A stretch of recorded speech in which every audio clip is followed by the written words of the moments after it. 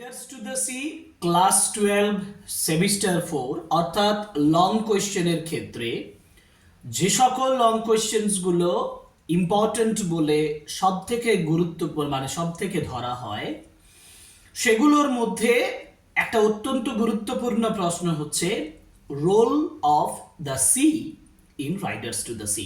আজকের ক্লাসে আমরা আলোচনা করব role of the sea in Riders to the Sea. আচ্ছা, তোমরা যারা লং কোয়েশ্চেন লিখতে চাও তাদের কাছে সহজবোধ্যভাবে একেবারে সিম্পল ওয়েতে একেবারে সরলভাবে যদি তোমাদেরকে সেন্টেন্স লিখে দেওয়া হয় তাহলে সেই সেন্টেন্সগুলো একটু প্র্যাকটিস করলেই তোমরা একটা লং কোয়েশ্চেন লিখতে পারবে। আর এই ক্লাসগুলোতে আমি সেই কাজটাই করছি, মানে সিম্পল ওয়েতে কতগুলো সেন্টেন্স পর পর জুড়ে দিয়ে শুধু ভাবনাটা তোমাকে ভাবতে হবে। ভাবনাটা কিভাবে ভাবতে হবে, যেমন আজকের টপিক হচ্ছে role of the sea in Riders to the Sea. তাহলে চলো দেখি যে কিভাবে আমি নিজের থেকে ভাবনা ভেবে এই লং কোশ্চেনটা ইজিলি তৈরি করে দিতে পারি।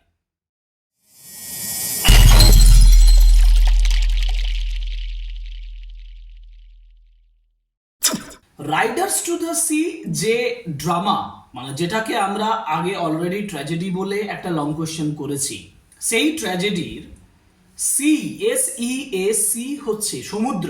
সেটা হচ্ছে সব থেকে একটা গুরুত্বপূর্ণ ফ্যাক্টর। আমরা জানি যে সমুদ্র হচ্ছে অ্যারান আইল্যান্ডের মানুষের জন্য একটা ফেট হিসাবে কাজ করে, ভাগ্য হিসাবে কাজ করে। আমরা দেখেছি যে সমুদ্রের উপরে ডিপেন্ড করেই অ্যারান আইল্যান্ডের মানুষগুলো বেঁচে থাকে, আবার সেই সমুদ্রেই তাদের জীবনটাকে ছিনিয়ে নেয়। তাহলে একদিকে তাদের যে জীবিকা, তাদের যে অকুপেশন, সেটা সমুদ্রের উপরে নির্ভর করে। তাহলে দেখো, আমি যদি রোল অফ দ্য সি বলি, তাহলে রোল অফ দ্য সি আলোচনা করতে গেলে প্রথমে সমুদ্রটা মরিয়ার উপরে কেমন প্রভাব বিস্তার করেছে, মানে অ্যারান আইল্যান্ডের জীবনের ভাগ্য নির্ধারণ কেমন ভাবে করছে, তার উপর একটি প্যারাগ্রাফের মতন লিখবো। আবার একটা ছোট্ট প্যারাগ্রাফ করে করতে পারি যে কিভাবে ওই সমুদ্রের উপর নির্ভর করে অ্যারান আইল্যান্ডের মানুষেরা বেঁচে থাকে, আর ওভারঅল সমুদ্র কি হিসাবে কাজ করছে, সেই পুরো বিষয়টা দেখো আমি এখানে আলোচনা করছি। আমি ছোট ছোট করে কতগুলো প্যারাগ্রাফ তৈরি করেছি। যেমন প্রথম প্যারাগ্রাফ আমি যেটা লিখেছি, যেটা ইন্ট্রোডাক্টরি জায়গায়, মানে ইন্ট্রোডাকশন তারা দিতে হয়। রোল অফ দ্য সি লিখতে যাচ্ছি, ইন্ট্রোডাকশন দেবো না। In James sings play Riders to the C, আমি আবার আগের দিনের মতন বলেছি রাইডার্স টু দ্য সি, এটা ডাবল কোডের মধ্যে লিখবে এবং আন্ডারলাইন করবে। তাহলে রাইডার্স টু দ্য সি নাটকে the sea is a powerful force, একটা ক্ষমতাশালী পাওয়ারফুল ফোর্স, মানে শক্তি। সমুদ্র একটা পাওয়ারফুল ফোর্স দ্যাট শেপস, যেটা আকৃতি দেয়। কাকে আকৃতি দেয়?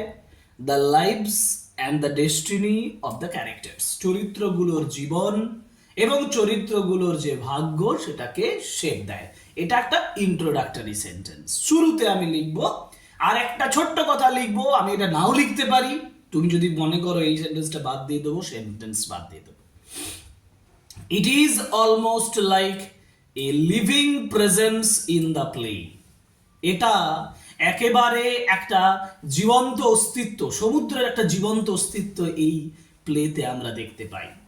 আচ্ছা, এটা তো ইন্ট্রোডাকশন। এর মাঝে একটু ইন্টারাপ্ট করে বলি যে এই যে মানে প্যারাগ্রাফগুলো লিখছে, প্যারাগ্রাফগুলো যদি তুমি পরপর সাজিয়ে লেখো, দেখবে 130 140 এরকম ওয়ার্ড হবে। কিন্তু তোমার মনে হতে পারে যে স্যার এত বড় লিখলে তুমি 100% মার্কস পাবে।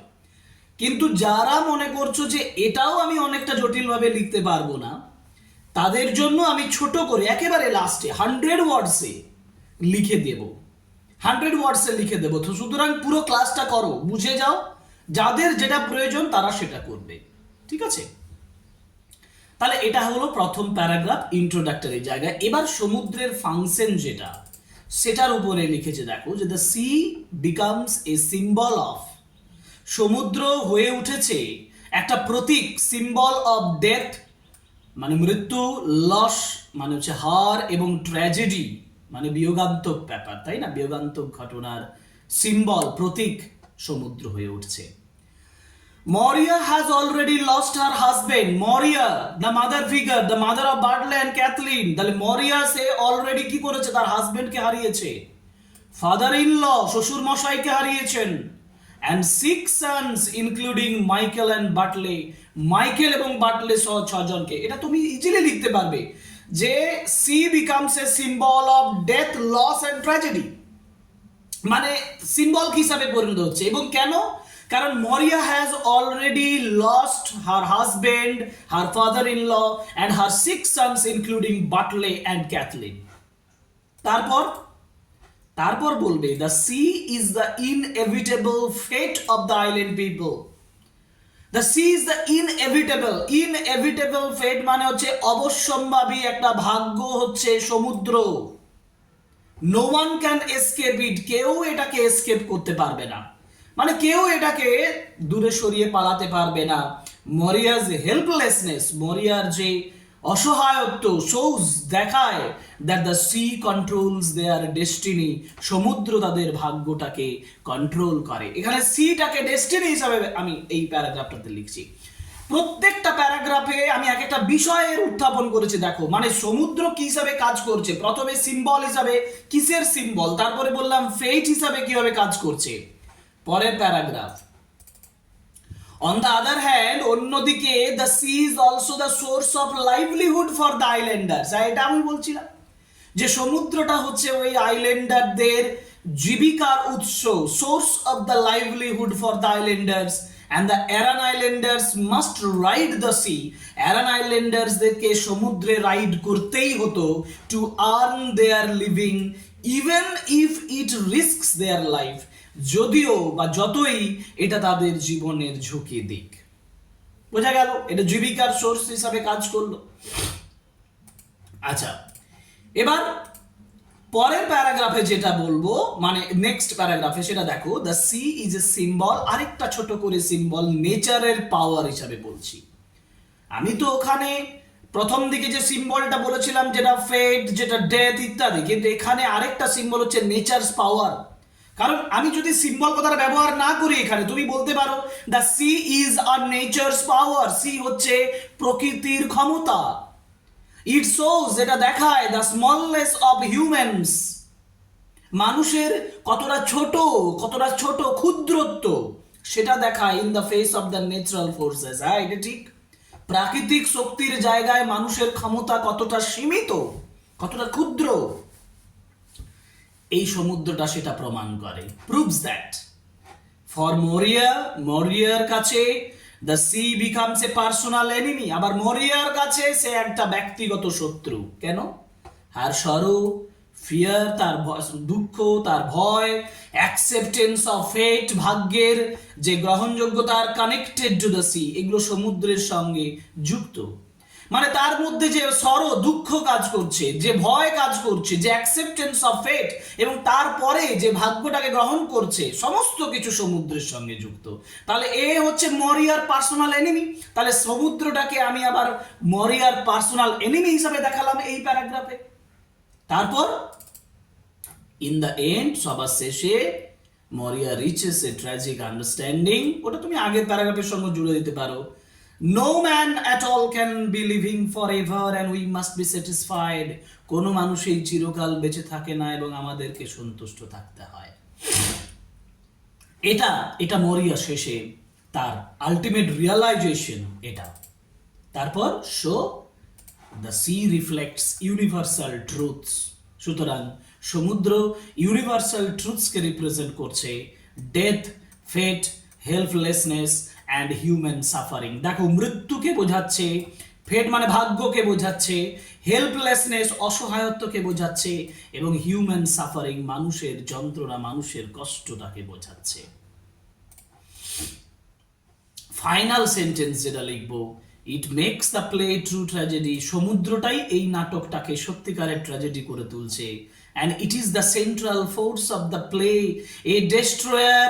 দেখো, এটাই একটা সেন্ট্রাল ফোর্স এই নাটকের, যেটা একটা destroyer, a provider, a symbol of fate and a powerful natural force. কি কি হিসাবে সমুদ্র কাজ করছে সেটা একটা জিস্ট হিসাবে আমি এখানে লিখে দিলাম যে she makes the play a true tragedy, এই সমুদ্রটাই এটাকে সত্যিকারের ট্র্যাজেডি করে তুলছে। And it is the central force of the play, একটা ডেস্ট্রয়ার, একটা provider, a symbol of fate and a powerful natural force. ছোট্ট জায়গায় 130-120 ওয়ার্ডস এর মধ্যে এরকম ভাবে একটা লং কোশ্চেন তুমি কোথাও পাবে না, আমি বলতে পারি অন্তত। তো এটার থেকে তুমি এই সেন্টেন্সগুলো পরপর পরপর এইভাবে লিখবেন, আমি এবারে বোঝানোর জন্য তোমাদেরকে লিখেছি। তুমি পরপর পরপর সাজিয়ে দাও, তোমার role of the sea in Riders to the Sea এটা কমপ্লিট হয়ে যাবে। কিন্তু এবার আমার কথা মতো যারা এইটাকেও মনে করছে অনেক জটিল, তাদের জন্য ছোট্ট করে আমি 100 ওয়ার্ডস এর মধ্যে একটা লিখেছি। দেখো সেই লেখাটা দেখো, আমি পড়ছি। In James sings Riders to the C, the sea is a powerful living presence that shapes destiny. It symbolizes death, loss, and tragedy, having taken Moria's husband, father-in-law, and all her sons, including Michael and Bartley. The islanders depend on the sea for livelihood, yet it constantly threatens their lives. It represents nature's immense power and human helplessness. For Moria, the sea becomes a personal enemy, the source of fear and sorrow. In the end, she accepts fate, realizing that no one can live forever. Thus, the sea stands as a provider, destroyer, and the central force of the tragedy. এই হচ্ছে role of the sea in Riders to the Sea long question. তাহলে একটা long question লেখা যদি মন দিয়ে তুমি কোনো ক্লাস করো, যদি সত্যিকারের ফলো করো একটা ক্লাস যেখানে লং কোয়েশ্চেন কিভাবে লিখতে হবে সহজভাবে, এইভাবে যদি তুমি ফলো করো, তাহলে তোমার লং কোয়েশ্চেন লেখাটা সময়ের অপেক্ষা। আর সেটার জন্য তোমাকে নিয়মিত এই ক্লাসগুলো করা দরকার মন দিয়ে। মানে একটা লং কোয়েশ্চেনকে অবহেলা করলেই তুমি লং কোয়েশ্চেনে আর কিন্তু সেই এটা পাবে না, সেই ফ্লুয়েন্সিটা পাবে না, সেই স্ট্যান্ডার্ডটা পাবে না, সেই লেখার কোয়ালিটিটা পাবে না। সুতরাং এই ক্লাসগুলো করো, ভালোভাবে প্রিপারেশনস নাও, এবং role of the sea in Riders to the Sea আজকে আলোচনা করলাম। আরও গ্রামার ক্লাস করছি অলরেডি, রাইটিং ক্লাস নিয়ে আসবো। পুরো সিলেবাসটা আমি মেকআপ করব আমার এই চ্যানেলে। সো আজকে এই পর্যন্তই, পরের ক্লাসে আবার দেখা হবে। Thank you very much, good by.